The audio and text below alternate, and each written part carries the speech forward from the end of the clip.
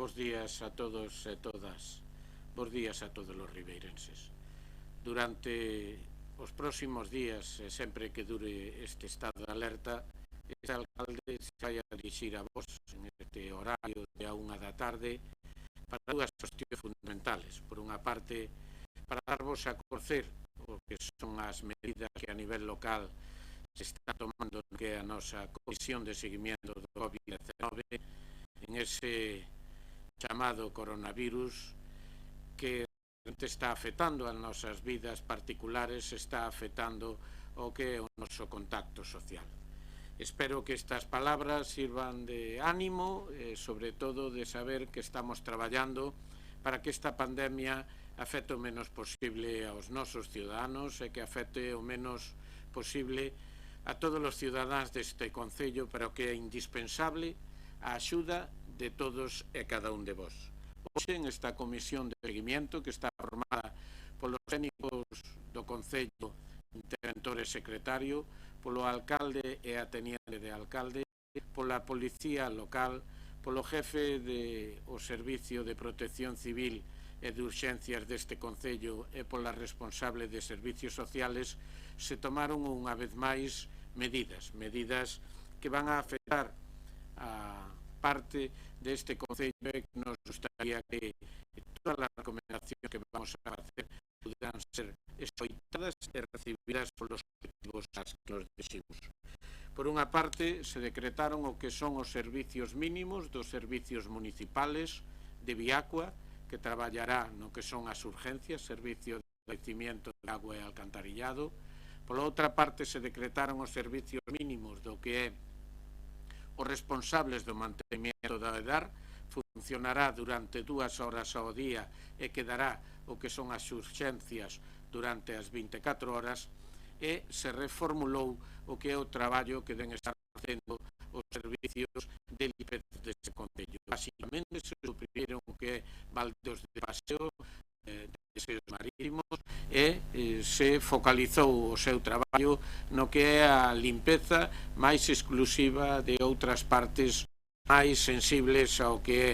a infección, como poden ser os contenedores de apertura manual ou como pode ser marquesinas e outros utensilios urbanos. Por outra parte, se acordou dentro do que é a policía local suprimir durante o período de alerta o que son as zonas azuis. E iso para garantizar que durante máis tempo podan estar aparcados durante todo o tempo necesario os vehículos de os domiciliados en esas zonas que están ocupadas polo que é a zona azul. Por outra parte, como saben, onte acordábamos por motivo de urxencia incorporar 4 auxiliares da policía local que serán escollidos entre aqueles que leven máis anos xa como auxiliares e aparte os mellores dos procesos selectivos de anos anteriores. Tamén decir que acordamos elevar unha solicitud á Xunta de Galicia e a quen corresponda para que consideren a posibilidade de que policías locais que non cheguen aos 65 anos e estén jubilados de forma voluntaria puderan prestar o servicio que viñan prestando hasta fai poucos meses. De outra parte, tamén se lle solicitou que aqueles personal da policía local que este facendo o cursiño de entrada da especialidade na EGAP ou ben no que é a Academia Galega, pois que pudera ser incorporado ao servicio. Da mesma forma que os auxiliares, que son normalmente durante 6 meses ao longo do ano, puderan prestar ese servicio durante máis tempo este ano e, sobre todo, pois que puderamos incorporar como posible polo que fora necesario efectivos á policía local durante este período de alerta. Por outra parte, se acordou no tema de transportes comunicarlle á empresa concesionaria que xa ten reducido o que son os seus servicios a servicios mínimos, pois que extreme as medidas de desinfección do que son os autobuses despois de cada un dos viaxes que realice. Do mesmo xeito, aos taxistas do Concello lle pedimos que se organicen, pero que sobre todo cando non teñan o que son servicios, que non se xunten entre eles e que cada servicio que teñan intenten desinfectar ao máximo os seus vehículos. Se estableceu tamén dentro de servicios sociales o que é a coordinación entre o servicio de atención primaria os nosos servicios sociales e, por outra parte, tamén a coordinación do voluntariado para servir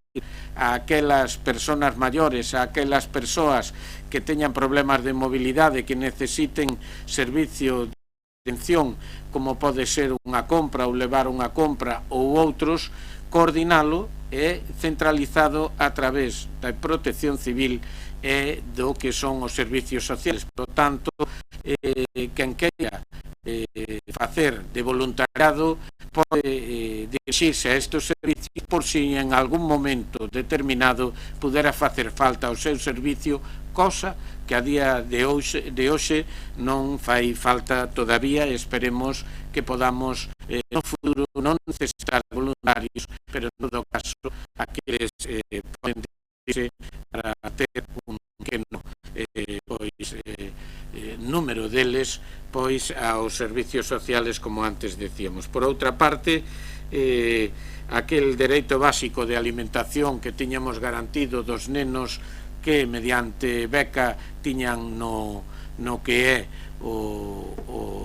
a escolarización, é dicir, dos comedores escolares, vanse tamén a centralizar nos servicios sociales, que é a demanda de algún deles que pudera estar en estes momentos necesitado dese servicio que se suprimeu. Por outra parte, lle sugerimos e solicitamos a delegación do Goberno que nos envíe, pois dentro das posibilidades que teñan, o máximo material como batas, como guantes ou ben como mascarillas, sobre todo para a prestación dese servicio por parte de o que é o servicio de atención ao domiciliaria, ao que esta mañán se imparteu material por parte do Concello, como son precisamente estes materiales e fundas que tiñamos en stock no propio Concello. En materia tributaria, temos acordado, pois lógicamente,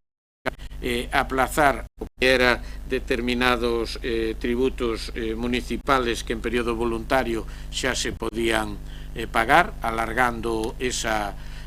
prestación a quen así o pudera necesitar por non saber utilizar medios telemáticos, pero por outra parte tamén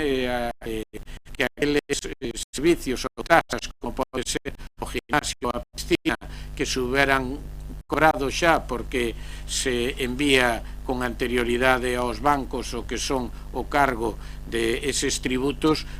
serán compensados nos próximos meses este servicio. Por outra parte, nos servicios municipales que así o demanden e que sean pois de atención directa aos ciudadanos, pois se van a poñer unhas mamparas para manter esa distancia de seguridade por parte do propio ciudadano e por parte do funcionario. E por último, lle instamos a Portos que extreme a vigilancia nos pastaláns para que as persoas que non son profesionales do mar, que podan ser da lista sétima ou jubilado, non accedan pois